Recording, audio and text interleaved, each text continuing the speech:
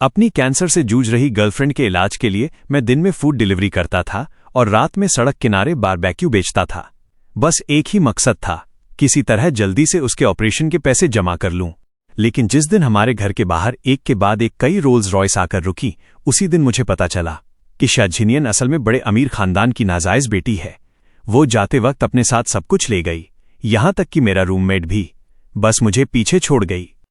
एक रिपोर्टर ने उससे पूछा, मिस शाह, आपके सामने खड़े ये आदमी आपके क्या लगते हैं? उसने ठंडे चेहरे के साथ जवाब दिया, बस इस दौरान मेरी देखभाल करने वाला केयरटेकर था। बाद में वो पूरे हांगकांग की मशहूर रिच ब्यूटी बन गई और मैंने उसकी सबसे बड़ी दुश्मन से शादी कर ली। लेकिन हमारी वेडिंग नाइट पर शाहजिनियन ने लोगों को भेजकर मुझे उठवा लिया। उसने मेरी कॉलर पकड़कर ठंडी आवाज में पूछा, तुमने उस औरत से शादी क्यों की? मैंने उसकी तरफ देखते हुए कहा, क्योंकि उसने मुझे कभी केयरटेकर नहीं समझा। शाहजिनियन ठंडे अंदाज में हंसी। एक आदमी होकर तुम्हारी बस इतनी ही एम्बिशन है? मैंने सिर हिलाया। हाँ, मेरी बस इतनी ही एम्बिशन है। जिस दिन शाह फैमिली के लोग उसे लेने आए, 12 रोल्स रॉयस मेरी गली के बाहर एक लाइन में खड़ी थीं। चारों तरफ रिपोर्टर्स कैमरे लेकर खड़े थे। पूरी बिल्डिंग को इस तरह घेर रखा था कि अंदर जाना मुश्किल हो गया था। मैं अपना बारबेक्यू वाला ठेला लेकर वापस लौटा, लेकिन भीड़ की वजह से अंदर नहीं जा पाया। तभी पड़ोसी चेन वेई ने मुझे देखकर कंधे पर हाथ रखा। अरे जिंग चेन, तेरी तो किस्मत खुल गई।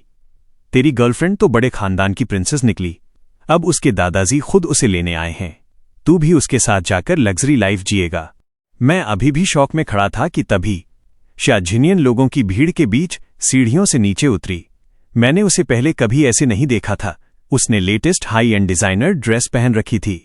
उसकी फिगर, उसका स्टाइल, उसका एटीट्यूड, वो बिल्कुल किसी ड्रामा की रिच हीरोइन लग रही थी।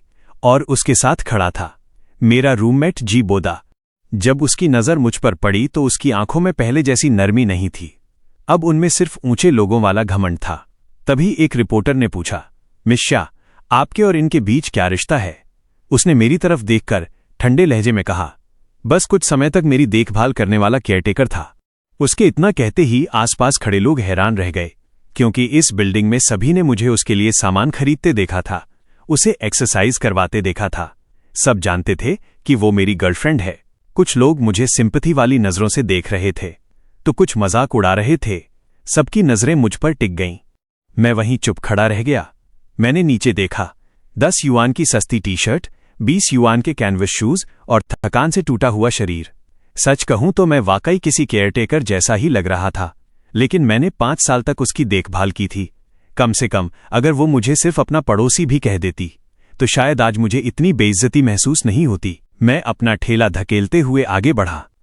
उधर शाहजिनियन खुद जी बोदा के लिए कार का दरवाजा खोल रही थी। उसे अंदर बैठाने के बाद जैसे अचानक उसे कुछ याद आया। वो मुड़ी और मेरी तरफ देखकर बोली, तुमने इतने समय तक मेरी देखभाल की है।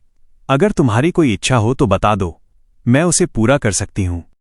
पास खड़ा चेन वेई तुरंत उत्साहित होकर बोला, जल्दी बोल, मौका है। उससे बोल तुझे भी साथ ले चले। लेकिन मैं बिल्कुल नहीं हिला। मैंने बस हाथ में पकड़ा दवाइयों का बैग उठाकर हल्का सा हिलाया और कहा, अगर तुम्हें कोई जानलेवा बीमारी थी ही नहीं तो इन सालों में तुम्हारे इलाज और दवाइयों पर जो पैसे मैंने खर्च किए हैं वो लौटा दो। और हां, रहने खाने का खर्च भी। हिसाब करने के अंदाज में मैं मोबाइल निकालकर हिसाब करने लगा। कुछ देर बाद मैंने रकम बताई, कुल 5,98,000। मेरी बात सुनते ही आसपास खड़े लोग हंसने लगे। उन्हें लगा मेरी सोच बहुत छोटी है। शाहजिनियन ने हल्का सा भौहें सिकोड़कर मेरी तरफ देखा, लेकिन अगले ही पल उसने अपने असिस्टेंट को इशारा किया। असिस्टेंट ने मुझे एक चेक पकड़ाया। मैंने नीचे देखा, पूरे 6 लाख थे। उसने 2,000 ज्यादा दिए थे। जी बोदा उसका हाथ पकड़कर मेरी तरफ मुस्कुराया। जिंगचेन, जिनियन तुम्हारे लिए काफी जेनरस रही है। तुमने जितना मांगा उसने उतना दे दिया। लेकिन अब से तुम दोनों अलग दुनिया के लोग हो। उम्मीद है तुम आगे किसी के सामने जिनियन के बारे में कुछ गलत नहीं बोलोगे। शाहजिनियन भी चुपचाप मुझे देख रही थी। उसने होंठ भींचे, फिर धीमे स्वर में कहा, मैं नहीं चाहती कि किसी को पता चले कि तुम्हारा मुझसे कोई रिश्ता था। मैं समझ गया, उसे मुझसे शर्म आती थी। मैंने शांत आवाज में कहा, फिक्र मत करो, मैं किसी से कुछ नहीं कहूंगा। वैसे भी इतनी बेदिल गर्लफ्रेंड होना कोई गर्व की बात नहीं है। उसके बाद शाहजिनियन चली गई। तमाशा देखने वाले लोग भी धीरे धीरे चले गए। बस चेन वेई वहीं खड़ा गुस्सा कर रहा था। जिंग चेन, तू पागल है क्या? 6 लाख से क्या होगा? मैंने उसकी तरफ देखा, लेकिन वो मुझ पर बस इतना ही उधार थी। उससे प्यार करना मेरी अपनी मर्जी थी। अगर मैंने गलत इंसान से प्यार किया तो उसका अंजाम भी मुझे ही स्वीकार करना होगा। घर लौटने के बाद मैंने देखा शाजिनियन का सारा सामान जा चुका था, जीबोदा का सामान भी। पूरा कमरा ऐसे बिखरा पड़ा था जैसे कोई तूफान गुजर गया हो। मैं सोफे पर गिरते ही हिलना भी नहीं चाहता था। तभी सामने से आवाज आई, म्याऊं। पांगुआ मेरे सामने बैठा मुझे देख रहा था। वो एक आवारा बिल्ली थी जिसे मैं सड़क से उठाकर लाया था। रात होते ही मैं हमेशा की तरह फिर से अपना बारबेक्यू स्टॉल लगाने निकल गया। अब शाजिनियन नहीं थी तो मेरा खर्च भी बहुत कम हो गया था। यूनिवर्सिटी के बाहर मेरा स्टॉल सबसे ज्यादा चलता था, लेकिन उस रात मेरे स्टॉल पर एक अलग ही तरह की लड़की आई। उसने फैशनेबल कपड़े पहन रखे थे। वो मेरे सामने आकर बोली, 5 मटन स्क्यूअर और 10 लैम्ब किडनी स्क्यूअर देना। इतनी अमीर दिखने वाली लड़की पहली बार आई थी। चेहरा बेहद खूबसूरत और मासूम लग रहा था। कार की लाइट ऑन थी और अंदर ड्राइवर बैठा उसका इंतजार कर रहा था। मैंने सोचा कोई अमीर लड़की अपने बॉयफ्रेंड के लिए बारबेक्यू खरीदने आई है। ठीक है मैडम, पैक कर दूं या यहीं खाएंगी? उसने शांत आवाज में कहा, यहीं खाऊंगी। वो आराम से बैठ गई। उसने करीब 300 युआन का ऑर्डर दिया था। सारा खाना अकेले खत्म करने के बाद उसने मेरी तरफ देखा। बारबेक्यू तो अच्छा बनाते हो, कुकिंग कैसी है तुम्हारी? मैं एक पल के लिए चौंक गया। मुझसे पूछ रही हैं? मैं खाना ठीक बना लेता हूं। स्टॉल लगाने से पहले मैंने प्रोफेशनल कुकिंग भी सीखी थी। ये सुनते ही उसने तुरंत अपने लुई विटॉन बैग से एक बिजनेस कार्ड निकाला और मेरी तरफ बढ़ा दिया। क्या तुम मेरे घर पर्सनल शेफ बनकर काम करने में इंटरेस्टेड हो? उत्सुकता के साथ मैंने कार्ड हाथ में लेकर नीचे देखा। मैंने कार्ड पर लिखा नाम देखा, एचडी ग्रुप की प्रेसिडेंट, एचडी ग्रुप की लियू रुयान। मेरा एक्सप्रेशन तुरंत अजीब हो गया। मैं हंसते हुए बोला, लियू मैडम, आप कहीं मुझे रखना तो नहीं चाहती? Monthly salary 1 lakh? हालांकि मुझे पता है कि आप वैसी औरत नहीं हैं, लेकिन अगर सच में 1 लाख मिलेंगे तो मैं कल से ही ज्वाइन कर सकता हूं। सच कहूं तो मैं झुकना नहीं चाहता था, लेकिन वो जो पैसे ऑफर कर रही थी वो बहुत ज्यादा थे। अगर मैं सिर्फ ठेला लगाकर पैसे कमाता रहता तो शायद पूरी जिंदगी गुजर जाती। अगले दिन मैं उसका बिजनेस कार्ड लेकर लियू फैमिली की विला में इंटरव्यू देने पहुंच गया। दरवाजा खुद लियू रुयान ने खोला। वो ग्रे रंग के स्पोर्ट्स कपड़ों में थी। वो हाथ बांधकर हल्के कदमों से आगे चल रही थी और मैं धीरे धीरे उसके पीछे। तभी अचानक धड़ाम, मैं सीधे जाकर उसकी पीठ से टकरा गया। उसके शरीर से हल्की सी खुशबू आई। मैं घबराकर तुरंत बोला, सॉरी मिस लियू, मेरा ऐसा इरादा नहीं था। लियू रुयान आखिर खुद को रोक नहीं पाई। वो पलटकर मुझे घूरते हुए बोली, क्या तुम्हें सच में लगता है कि मैं कोई फ्रॉड हूं? मैं एक पल के लिए रुक गया। क्या आप नहीं हैं? वो हंस भी पड़ी और चिढ़ भी गई। फिर दांत भींचकर बोली, हर वक्त मुझे मिस लियू मत बुलाओ। ध्यान से देखो मैं कौन हूं। मैं थोड़ा पास जाकर उसे देखने लगा। कुछ सेकंड बाद सिर हिलाया। नहीं पहचानता, सच में नहीं पहचानता। मैं एक बारबेक्यू बेचने वाला आदमी हूं। आप जैसी अमीर लड़की को कैसे जानूंगा? लियू रुयान दांत पीसते हुए ठंडी हंसी हंसी। तोंग जिंगचेन, अगर तुमने फिर कहा कि तुम मुझे नहीं पहचानते? उसके गुस्सा होते ही ऐसा लग रहा था जैसे आसपास का तापमान गिर गया हो। उसका मासूम और खूबसूरत चेहरा देखते ही अचानक मेरे दिमाग में एक दूसरी तस्वीर चमकी। एक ऐसा चेहरा जो आग में बुरी तरह जल चुका था, जिस पर हर तरफ निशान थे। और तभी मेरे दिमाग में बिजली सी कौंधी, अगर उस चेहरे से सारे निशान हट जाएं तो वो बिल्कुल इसी जैसी दिखेगी। मैं अचानक चौंक गया और अगले ही पल मुझे उसकी बॉडी याद आ गई। मैं तुरंत मुड़कर भागने लगा, लेकिन तभी किसी ने मेरा हाथ कसकर पकड़ लिया, जोर से पीछे खींचा। मेरा शरीर सीधे दीवार से जा टकराया। लियू रुयान का चेहरा मेरी आंखों के बिल्कुल सामने आ गया।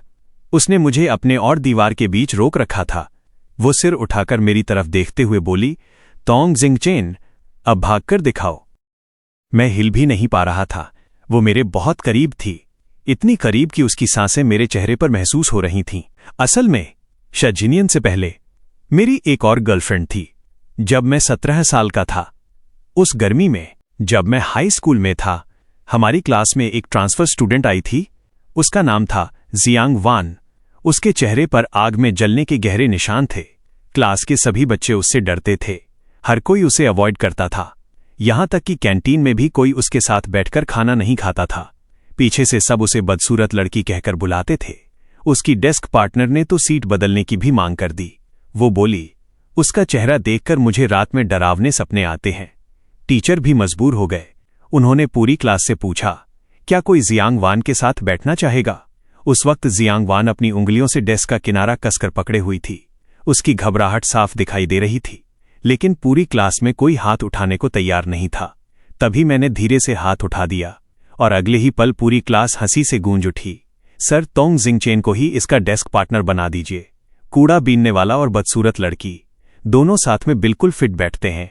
उस वक्त मेरी दादी अभी जिंदा थीं। उन्होंने ही मुझे पाला था। वो कूड़ा बीनकर मुझे बड़ा कर रही थीं और मैं भी उनकी मदद करने के लिए स्कूल के बाद कूड़ेदानों से बोतलें उठाता था। क्लास के बच्चे मुझसे नफरत करते थे। उन्हें लगता था कि मेरे शरीर से बदबू आती है। हाई स्कूल शुरू होने के बाद से मैं हमेशा अकेले बैठता था। टीचर मेरी हालत जानते थे। वो बच्चों को डांटते भी थे कि मेरा मजाक ना उड़ाएं, लेकिन लोगों के मुंह कौन बंद कर सकता है। पीछे से सबने मेरा नाम रख दिया था, छोटा कबाड़ी। उस दिन भी मैंने सबकी हंसी को इग्नोर किया। मैंने घबराते हुए जियांग वान से पूछा, जियांग वान, क्या तुम मुझे अपना डेस्क पार्टनर बनने दोगी? मुझे डर था कि कहीं वो भी मुझसे नफरत न करे, लेकिन उसने तुरंत सिर हिलाया। अगर तुम्हें मुझसे डर नहीं लगता तो मुझे भी तुमसे कोई दिक्कत नहीं है। उसके बाद हम दोनों धीरे धीरे करीब आने लगे। मुझे पता चला कि जियांग वान बहुत होशियार थी। उसके मार्क्स हमेशा पूरे ग्रेड में टॉप आते थे। वो मुझे पढ़ाई में मदद करती थी और मैं उसके लिए अपनी दादी के हाथ के बने पकौड़े लेकर जाता था।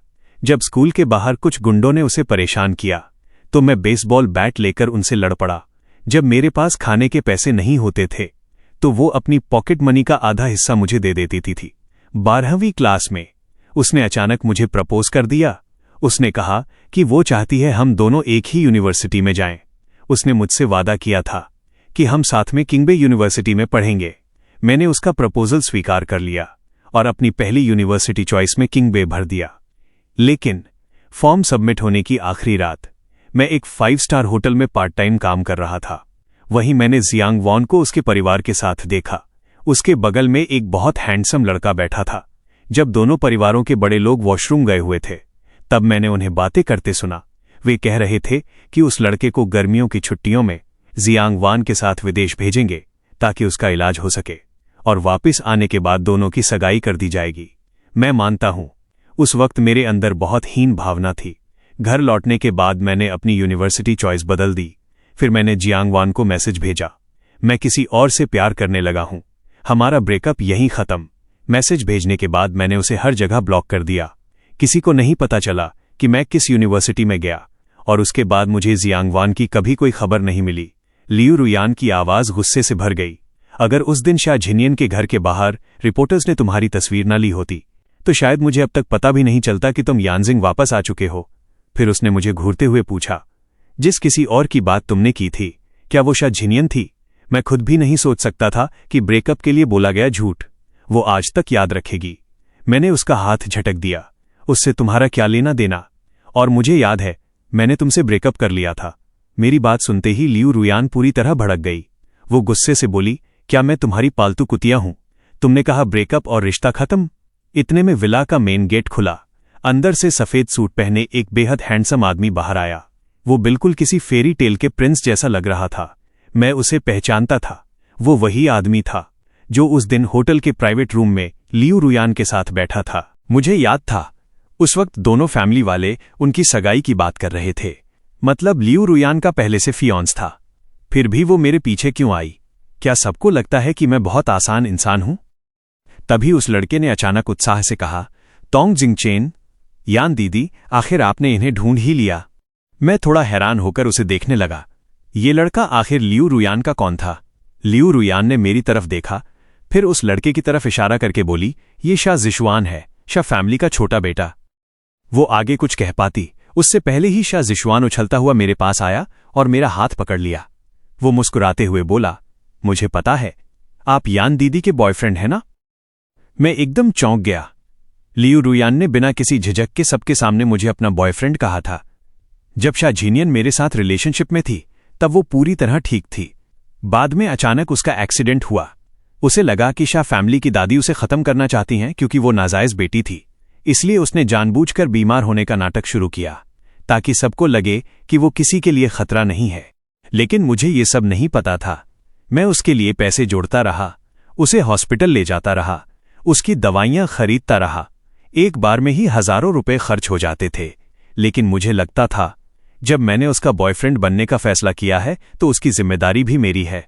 वो चाहे किसी भी बीमारी से गुजर रही हो, मैं पूरी कोशिश करूंगा उसे ठीक करने की। लेकिन वो सब झूठ था। बाद में उसे शाह फैमिली वापस ले गई और दुनिया के सामने उसने मुझे सिर्फ अपना केयर टेकर बताया। ये सब याद आते ही मैं बेचैन होकर लियू रुयान की तरफ देखने लगा। मैं जानना चाहता था क्या मैंने उस वक्त सच में उसे गलत समझा था। तभी शाह जिशुआन अचानक मेरे कान के पास झुककर धीरे से बोला, भले ही यान दीदी तुम्हें पसंद करती हों, लेकिन लियू फैमिली ने उनके लिए जो फियांस चुना है वो मैं हूं। जरा खुद को देखो, तुम आज की यान दीदी के लायक कहां हो। वो अब पहले वाली बदसूरत लड़की नहीं रही, लेकिन तुम अब भी वही बारबेक्यू बेचने वाले इंसान हो जिसके शरीर से धुएं की बदबू आती है। मैं एक पल के लिए जड़ हो गया, फिर मैंने तुरंत अपना हाथ उसके हाथ से छुड़ाया। लेकिन तभी शाह जिशुआन ऐसे पीछे गिरा जैसे मैंने उसे धक्का दिया हो। वो सीधे जमीन पर बैठ गया। अगले ही पल उसने मासूम चेहरा बनाकर मेरी तरफ देखा। जिंगचेन भैया, आपने मुझे धक्का क्यों दिया?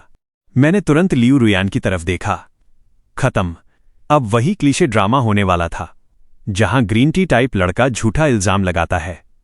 मुझे लगा लियू रुयान अब जरूर मुझ पर गुस्सा करेगी, लेकिन उसने नीचे गिरे शाह जिशुआन को ठंडी नजरों से देखा और बोली, क्या तुम्हें लगता है मैं अंधी हूं? जिंगचेन ने तुम्हें छुआ तक नहीं। मैंने पहले भी कहा था ना कि मेरे घर मत आया करो, और अब मेरे बॉयफ्रेंड के सामने ये घटिया एक्टिंग क्यों कर रहे हो? इतना कहकर उसने मेरा हाथ पकड़ा और पीछे हैरान खड़े शाह जिशुआन को छोड़कर मुझे अंदर ले गई। लियू फैमिली का लिविंग रूम बहुत बड़ा था। घर के सारे नौकर अपने अपने काम में लगे थे। किसी ने मुझे खास तवज्जो नहीं दी। लियू रुयान खुद मेरे लिए पानी लेकर आई।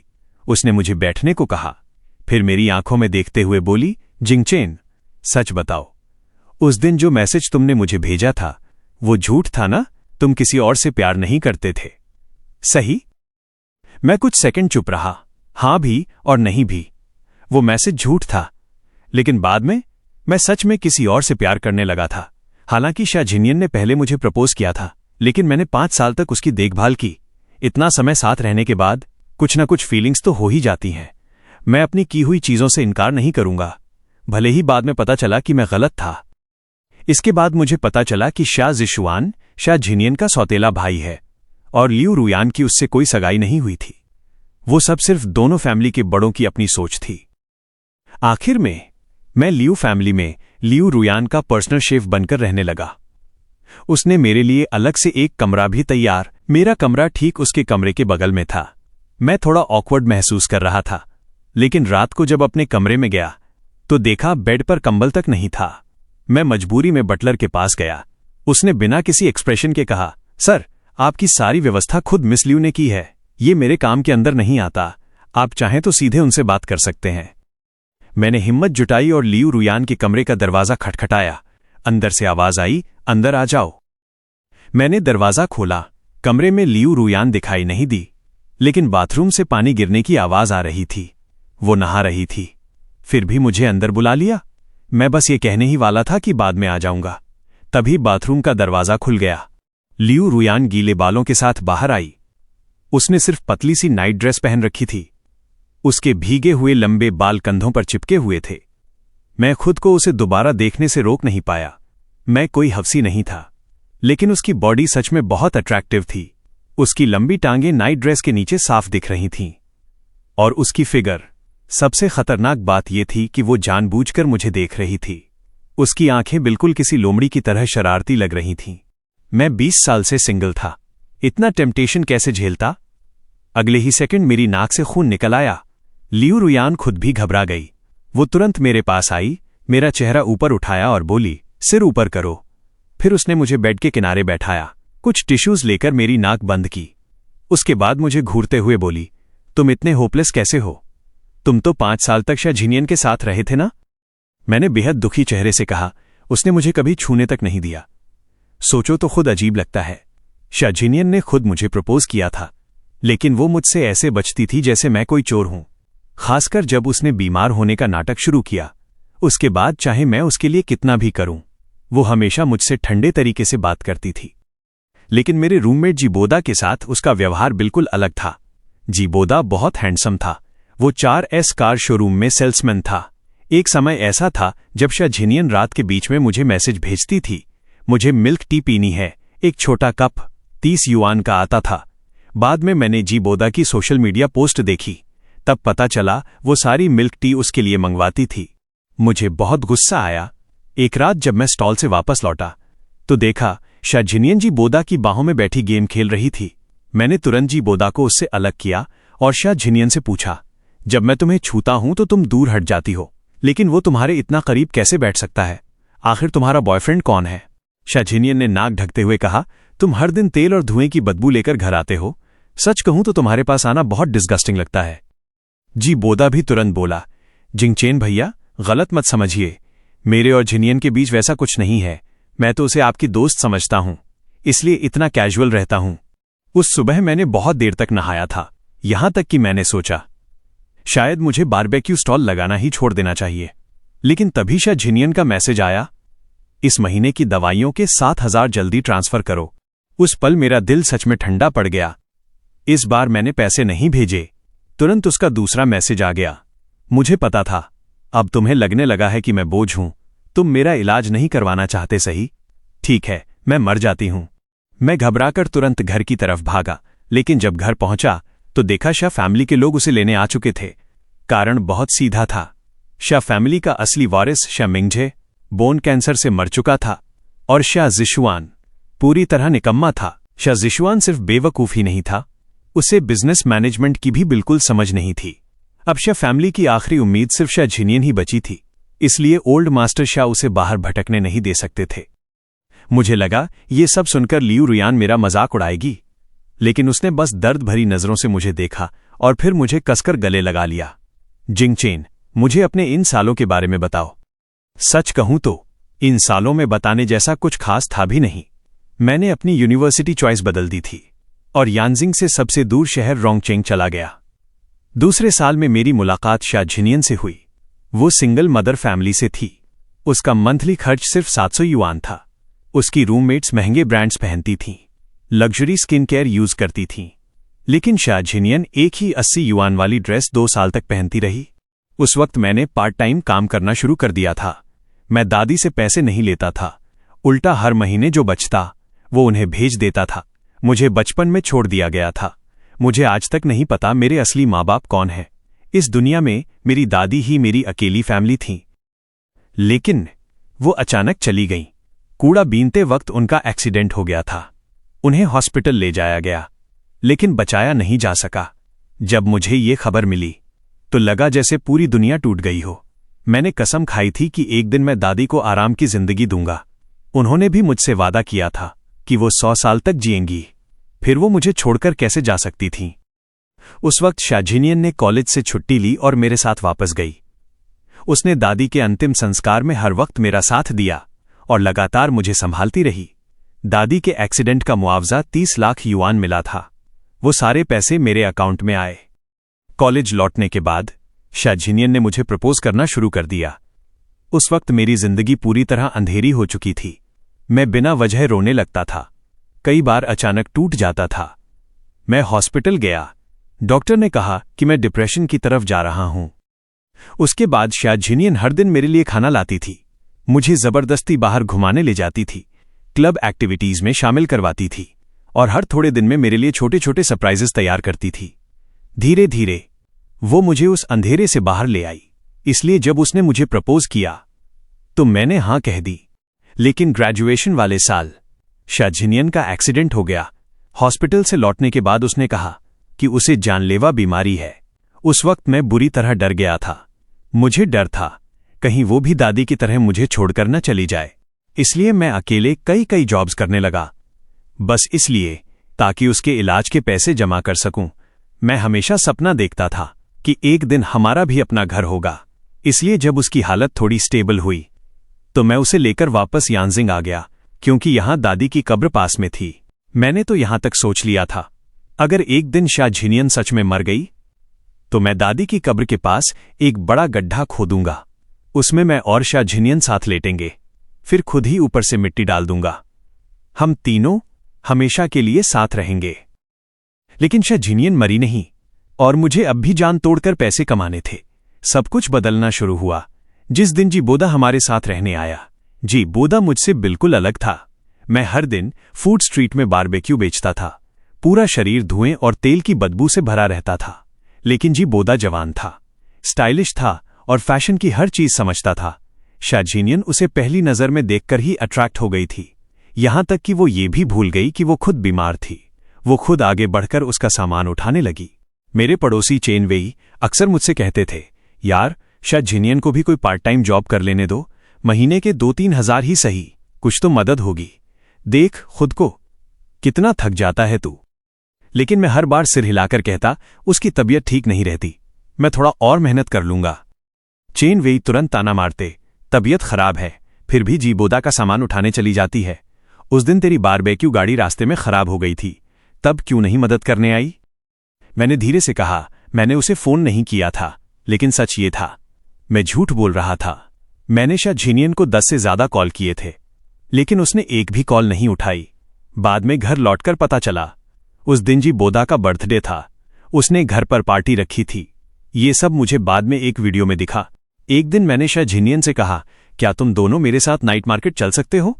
बस पैसे कलेक्ट करवाने में मदद कर देना। कभी कभी बहुत भीड़ हो जाती है और कुछ लोग पैसे दिए बिना भाग जाते हैं, ज्यादा देर भी नहीं लगेगी। लेकिन शा जिनियन ने ठंडे स्वर में कहा, अगर मुझे रखना नहीं चाहते तो सीधे बोल दो, किसी जानलेवा बीमारी वाले इंसान से काम करवाते हैं क्या? और सच कहूं, तुम्हारा दिमाग सच में बहुत स्लो है। पहले पैसे लिया करो, फिर बारबेक्यू बनाया करो, तब कोई भाग नहीं पाएगा। बाद में एक रात मेरे स्टॉल पर कुछ लोग शराब पीकर आए। उनमें एक 20-22 साल की लड़की थी। नशे में उसने अचानक पीछे से मेरी शर्ट उठाकर मेरी पीठ छू ली। बात इतनी बढ़ गई कि हमें पुलिस स्टेशन जाना पड़ा। लेकिन होश आने के बाद वो लड़की तुरंत मुकर गई। वो बोली, मैं तो बस पीछे रखे टिश्यूज लेने जा रही थी। फिर मुझे ऊपर से नीचे तक देखकर हंसते हुए बोली, अंकल जरा खुद को देखिए, आप मुझसे 5 साल बड़े हैं और मुझसे छोटे भी लगते हैं, मैं आपको क्यों छेड़ूंगी? उसी वक्त शा जिनियन पुलिस स्टेशन पहुंची, लेकिन उसके चेहरे पर सिर्फ शर्मिंदगी थी, जैसे मैं उसके लिए एम्बैरसमेंट हूं। वो बिना कुछ कहे मेरा हाथ पकड़कर बाहर ले गई। घर लौटने के बाद जी बोदा भी बोला, जिंग चेन भैया, शायद आपने उस लड़की को गलत समझा। आजकल लड़कियों के पास बॉयफ्रेंड की कमी नहीं होती, और सच बोलूं, आपके शरीर से हमेशा तेल और धुएं की स्मेल आती है। कोई भी लड़की आसानी से अट्रैक्ट नहीं होगी। शा जिनियन का चेहरा और भी खराब हो गया। उसने मुझे सीधे बाथरूम में धक्का दिया, जाकर पहले ठीक से नहा लो। उस पल मुझे साफ महसूस हुआ, शा जिनियन अब पहले जैसी नहीं रही। कॉलेज के दिनों की तरह वो अब मुझे प्रोटेक्ट नहीं करती थी, ना ही मेरे लिए कुछ करना चाहती थी। मैं अपनी आंखों के सामने उसे बदलते देख रहा था, लेकिन कुछ भी नहीं कर पा रहा था। लियू रुयान से दूर रहने के इन सालों में मैंने कभी अच्छी जिंदगी नहीं जी, और जब मुझे पता चला कि लियू रुयान ने शा जिशुआन से सगाई ही नहीं की, तब मुझे खुद से और भी नफरत होने लगी। ऐसा लगा जैसे मैंने खुद ही अपनी जिंदगी बर्बाद कर दी। तभी लियू रुयान ने मेरा चेहरा दोनों हाथों से पकड़ लिया। उसने मुझे मजबूर किया कि मैं उसकी आंखों में देखूं। फिर धीरे से बोली, तुम गलत हो तोंगजिंग चेन, तुम किसी के बिना भी अच्छी जिंदगी जी सकते हो, चाहे वो हाई स्कूल वाला तोंगजिंग चेन हो जो अपनी दादी के साथ कूड़ा बीनता था, या वो तोंगजिंग चेन जो स्टॉल लगाकर अपनी गर्लफ्रेंड के इलाज के लिए पैसे कमाता था। तुम हमेशा से चमकते रहे हो। गलती शा जिनियन की थी। उस बेवकूफ लड़की को एक दिन जरूर समझ आएगा कि उसने कितनी कीमती चीज खो दी। मैं चुप हो गया, क्योंकि ये पहली बार था जब किसी ने मुझे चमकता हुआ इंसान कहा था, और वो इंसान मेरी पहली मोहब्बत। मैं खुद को रोक नहीं पाया और पूछ बैठा, और तुम जियांग वान से लियू रुयान कैसे बन गई? लियू रुयान हल्का सा मुस्कुराई, मेरी कहानी उतनी कॉम्प्लिकेटेड नहीं है। जब मेरे मम्मी पापा का तलाक हुआ तब मैं बहुत छोटी थी। कोर्ट ने मुझे मेरी माँ के साथ भेज दिया, इसलिए मैंने उनका सरनेम ले लिया। लेकिन बाद में दोनों फिर से साथ आ गए और मैं वापस लियू फैमिली में लौट आई। फिर मैंने अपना नाम भी बदल लिया। मेरी नज़र उसके चेहरे पर टिक गई। मैं खुद को रोक नहीं पाया और धीरे से उसके चेहरे को छूते हुए पूछा, और तुम्हारा चेहरा? लियू रुयान ने बिल्कुल आराम से अपना फोन निकाला, फिर एक फोटो दिखाते हुए बोली, ये मेरी माँ की जवानी की फोटो है। मैंने उसी के हिसाब से सर्जरी करवाई। कई सर्जरीज और रिकवरी के बाद ये रिजल्ट मिला है। कैसी लग रही हूं? ठीक ठाक। मैं कुछ सेकंड तक चुप रहा। ठीक ठाक कहां? वो तो ऑलमोस्ट परफेक्ट लग रही थी। उसके चेहरे में फोटो वाली औरत की साफ झलक थी। शायद असल में उसे शुरू से ऐसा ही दिखना चाहिए था। जब से मैं लियू रुयान का पर्सनल शेफ बना था, मैं उसके लिए सबसे ज्यादा एक ही डिश बनाता था, sweet and Sawar pork ribs. कई दिनों तक वही बनता रहा। इतनी बार बनाया कि अब आधे घंटे में तैयार कर देता था। सच कहूं तो उसके दिए हुए महीने के 1 लाख लेते हुए मुझे गिल्ट होने लगा था, खासकर इसलिए क्योंकि वो हर दिन घर लौटते वक्त मेरे लिए कुछ न कुछ लेकर आती थी। कभी महंगी वॉच, कभी फ्लावर्स, तो कभी ऑक्शन से खरीदी हुई बेहद कीमती एंटीक चीजें। अगर मैं लेने से मना करता तो वो जबरदस्ती मेरे हाथ में पकड़ा देती। लगातार आधा महीना ऐसे ही गुजर गया। आखिर एक दिन मैं खुद उसके पास गया और बोला, असल में मैं और भी डिशेस बना सकता हूं, जैसे shrimp steamed egg, palace tofu, braised ribbon fish. उस वक्त लियू रुयान अपने स्टडी रूम में बैठकर डॉक्यूमेंट्स देख रही थी। मेरी बात सुनकर उसने सिर उठाया और मुझे देखा। फिर बोली, अगर सच में कुछ अलग करना चाहते हो तो मेरे साथ एक पार्टी में चलो। मैंने शॉक्ड होकर खुद की तरफ उंगली की। मैं? लियू रुयान ने सिर हिला दिया। मैं तुरंत ऑकवर्ड होकर बोला, लेकिन मेरी इमेज शायद ऐसी जगह के लिए ठीक नहीं है। लियू रुयान सीधे उठी और मेरा हाथ पकड़ लिया। किसने कहा? हर इंसान का एक ग्लैमरस साइड होता है, बस उसे बाहर लाने के लिए पैसे चाहिए होते हैं। उसके बाद वो मुझे मेकओवर करवाने ले गई। नए कपड़े खरीदे गए, हेयर स्टाइलिंग हुई और कुछ ही घंटों में मैं पूरी तरह बदल गया। अब मैं भी किसी रिच यंग मास्टर जैसा लग रहा था। उस रात हम लोग बीजिंग के 100 साल पुराने बड़े खानदान के हेड मिस्टर तोंग के 70वें बर्थडे बैंक्वेट में जा रहे थे। लेकिन वहां अचानक मेरी मुलाकात शा झिनियन से हो गई। इस बार उसके साथ जी बोदा नहीं था, उसके साथ उसका छोटा भाई शा जिशवान था। जैसे ही शा जिशवान ने मुझे लियू रुयान का हाथ पकड़े देखा, उसकी आंखों में जलन साफ दिखाई देने लगी और शा झिनियन भी मुझे शौक में देख रही थी। उसकी नजर बिल्कुल वैसी ही थी जैसी उस दिन मेरी थी जब शाह फैमिली उसे लेने आई थी। पिछली बार पकड़े जाने के बाद अब शा जिशवान ने भी मासूम बनने का नाटक छोड़ दिया था। वो ताने मारते हुए बोला, यान दीदी, क्या आप सच में मुझे छोड़कर इस बारबेक्यू बेचने वाले के साथ रहना चाहती हैं? मैं इससे कहीं ज्यादा नोबल हूं। ये आपको आखिर दे क्या सकता है? लियू रुयान हल्का सा मुस्कुराई। तुम 24 साल के हो गए ना? आज तक अपनी मेहनत से 1 रुपया कमाया है? जिस नोबल स्टेटस की बात कर रहे हो वो क्या है? सिर्फ अच्छा जन्म? शा जिशवान का चेहरा तुरंत उतर गया। वो बोला, अच्छे परिवार में पैदा होना भी तो एडवांटेज है। लियू रुयान ने सिर हिलाया।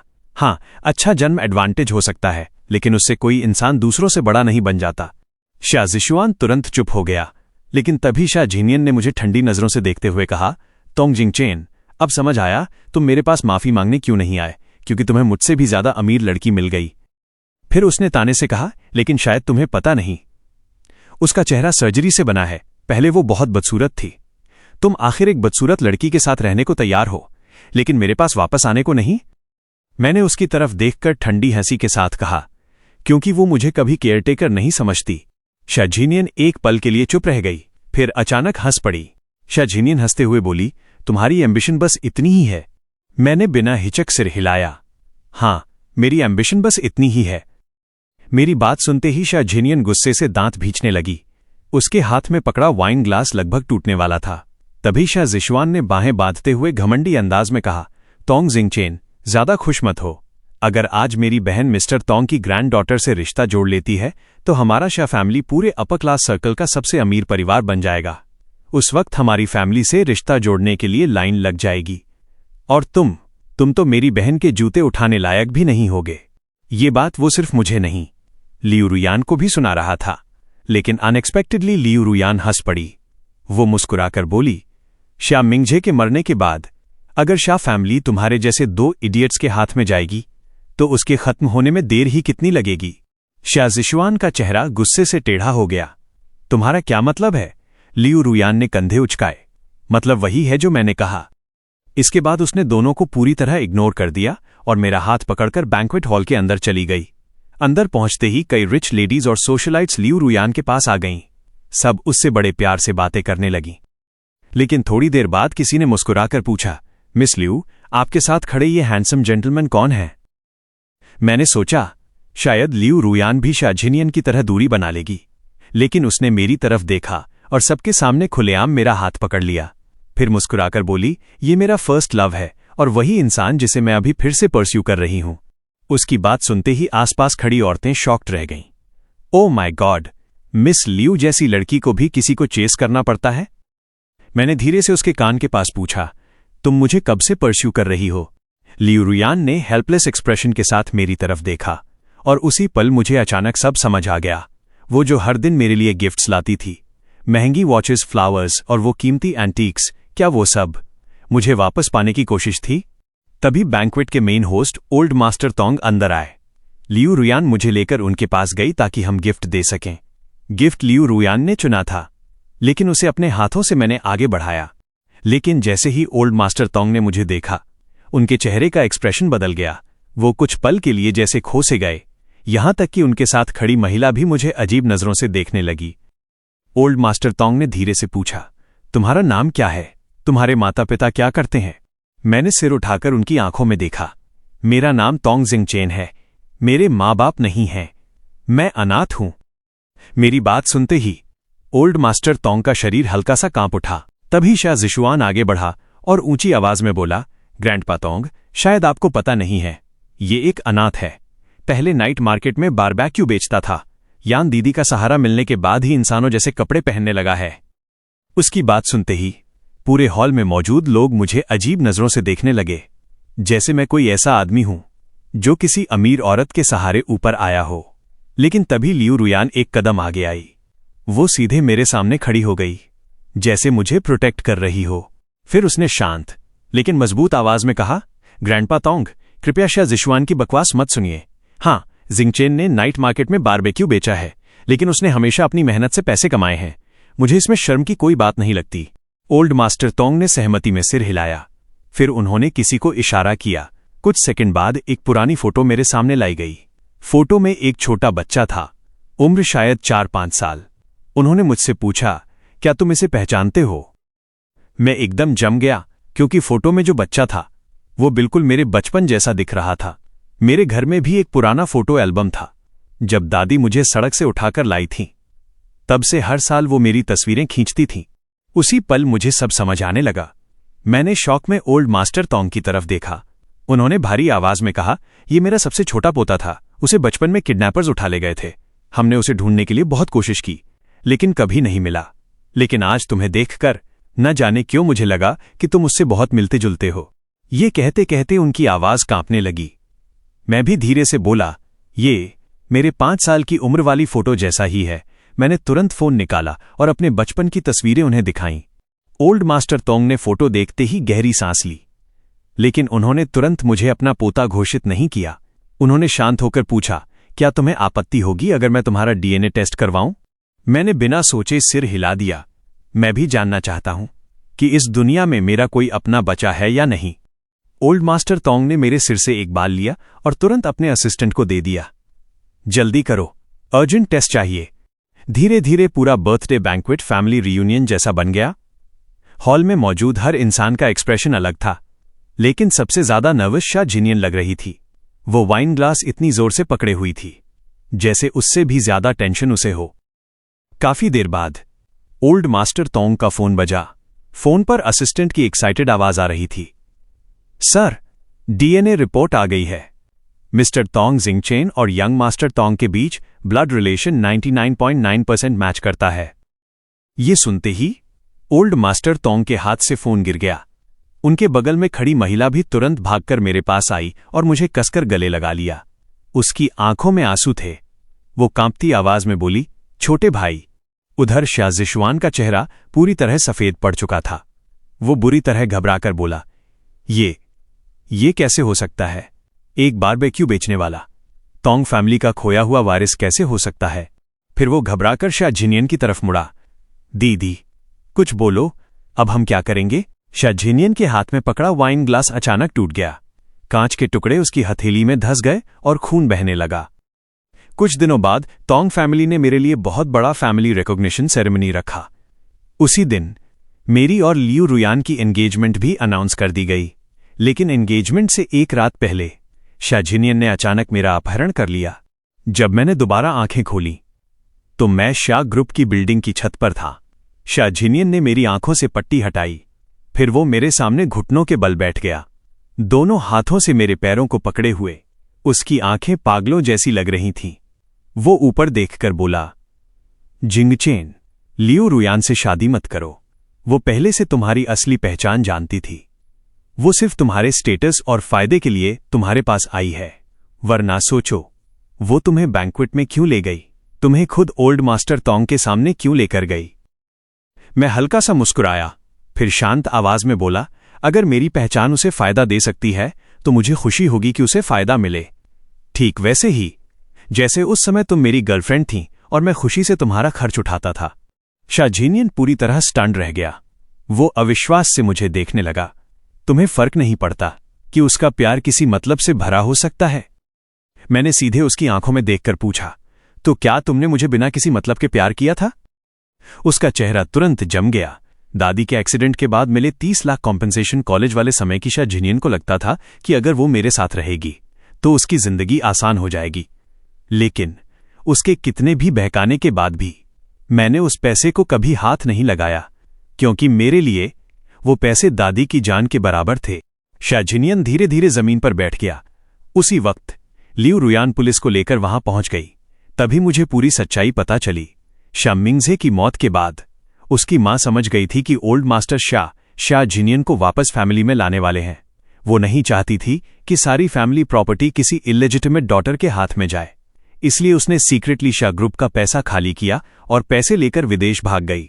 जहां तक शा जिशुआन की बात थी, वो बहुत बेवकूफ था, इसलिए उसकी मां उसे अपने साथ बिजनेस में शामिल नहीं करना चाहती थी। हालांकि विदेश जाते वक्त वो उसे साथ ले जाना चाहती थी, लेकिन शा जिशुआन को अब भी लगता था कि शा फैमिली के पास बहुत पैसा बचा हुआ है। वो किसी भी हालत में विदेश जाकर स्ट्रगल नहीं करना चाहता था। धीरे धीरे शा ग्रुप सिर्फ एक खाली शेल बनकर रह गया। ओल्ड मास्टर शा चाहते थे कि शा जिनियन कंपनी को दोबारा खड़ा करे, लेकिन ग्रेजुएशन के बाद उसने कभी काम ही नहीं किया था, इसलिए उसने अपनी सारी उम्मीद तोंग फैमिली से शादी के रिश्ते पर लगा दी। लेकिन जैसे ही मेरी असली पहचान सामने आई, उसकी वो आखिरी उम्मीद भी टूट गई। इसीलिए पागल होकर उसने मेरा किडनैप कर लिया। वो मेरे सामने लियू रुयान का असली मकसद दिखाना चाहता था, ताकि मैं वापस उसके पास लौट जाऊं। लेकिन मेरी बातें सुनकर वो पूरी तरह टूट गया। उसे यकीन ही नहीं हो रहा था कि मैं किसी इंसान से इतना बिना शर्त प्यार कर सकता हूं। लेकिन उसी पल उसे याद आया कि कभी मैंने उसे भी ऐसे ही बिना किसी शर्त के प्यार किया था, और वो बस एक कदम दूर था अपनी जिंदगी की सबसे कीमती चीज खोने से। पछतावे ने उसे पूरी तरह तोड़ दिया। उसकी आंखों से आंसू बहने लगे। शायद पहली बार उसे समझ आया कि उसने आखिर खोया क्या है। जब पुलिस उसे पकड़कर ले जा रही थी, तब भी वो लगातार एक ही बात दोहरा रहा था, जिंगचेन, सॉरी, मुझे माफ कर दो, सॉरी जिंगचेन। आखिर उसे समझ आ ही गया कि उसने अपनी जवानी से लेकर आज तक जिस चमकती हुई रोशनी को खोया था, वो मैं था। उधर लियू रुयान मेरे सामने घुटनों के बल बैठ गई। उसने धीरे धीरे मेरे हाथों की रस्सियां खोली, फिर बहुत प्यार से मेरा चेहरा छुआ। जिंगचेन, मैं सब एक्सप्लेन कर सकती हूं। मुझे शुरू से तुम्हारी असली पहचान के बारे में पता नहीं था, लेकिन जिस दिन तुमने मुझे बताया कि तुम्हारी दादी गुजर चुकी हैं और अब इस दुनिया में तुम्हारा कोई अपना नहीं बचा, उसी दिन मैंने तय किया कि मैं तुम्हें तुम्हारे परिवार से मिलवाऊंगी। तोंग ओल्ड मास्टर की बर्थडे बैंक्वेट से 1 घंटे पहले जब तुम स्टडी रूम में आए थे, तब मेरे हाथ में तुम्हारी सारी इन्फॉर्मेशन थी। मैंने तुम्हारे लिए फैमिली सर्च इसलिए नहीं की कि मुझे कोई फायदा मिले। मैं बस चाहती थी कि इस दुनिया में कुछ और लोग हों जो तुम्हें प्यार करें, तुम्हारी परवाह करें। मैंने उसे कसकर अपनी बाहों में भर लिया, फिर धीरे से उसके माथे को चूमा। मुझे पता है, मुझे सब पता है। अगर वो सच में सिर्फ फैमिली अलायंस चाहती तो मेरे जाने के बाद ही शा जिशुआन से शादी कर लेती। उस वक्त शा फैमिली अपने पीक पर थी। फिर उसे मेरा इंतजार करने की क्या जरूरत थी? मैंने जो बातें शा जिनियन से कही थीं, वो सिर्फ उसे चोट पहुंचाने के लिए थीं, क्योंकि उसने कभी सबके सामने मुझे सिर्फ अपना केयर टेकर कहा था। अब अपनी बाकी जिंदगी वो हमेशा मेरे लिए गिल्ट लेकर जिएगी। मुझे यकीन है भविष्य में अगर वो किसी और आदमी से मिलेगी भी तो चुपके से उसकी तुलना मुझसे जरूर करेगी, और अगर वो आदमी मेरी तरह बिना शर्त प्यार नहीं कर पाया तो शा जिनियन खुद ही अंदर से टूटती रहेगी। उसकी पूरी जिंदगी अब कभी सच में खुश नहीं हो पाएगी। और मेरे और उसके बीच अब सारे रिश्ते और हिसाब खत्म हो चुके थे। शादी वाले दिन मैंने स्पेशली टेलर्ड सूट पहन रखा था अपने परिवार के साथ। मैं धीरे धीरे उस खुशी की तरफ बढ़ रहा था जो आखिरकार मेरी थी। लाल कारपेट के आखिर में सफेद वेडिंग ड्रेस पहने लियू रुयान खड़ी थी। उसकी खूबसूरत आंखें सिर्फ मुझे देख रही थीं। उसके चेहरे पर प्यार साफ दिखाई दे रहा था। उसी समय शाजिनियन की सजा भी सुनाई गई। किडनैपिंग के जुर्म में उसे 10 साल की जेल हुई। एक तरफ चर्च की शादी की घंटियां बज रही थीं और दूसरी तरफ अदालत का हथौड़ा गिर रहा था। उस दिन के बाद मैं रोशनी की तरफ बढ़ गया और वो अंधेरे में गिरती चली गई। कहानी समाप्त। दोस्तों, अगर आपको ये कहानी अच्छी लगी तो ऐसी और भी दिलचस्प कहानियां देखने के लिए हमें सब्सक्राइब जरूर करें।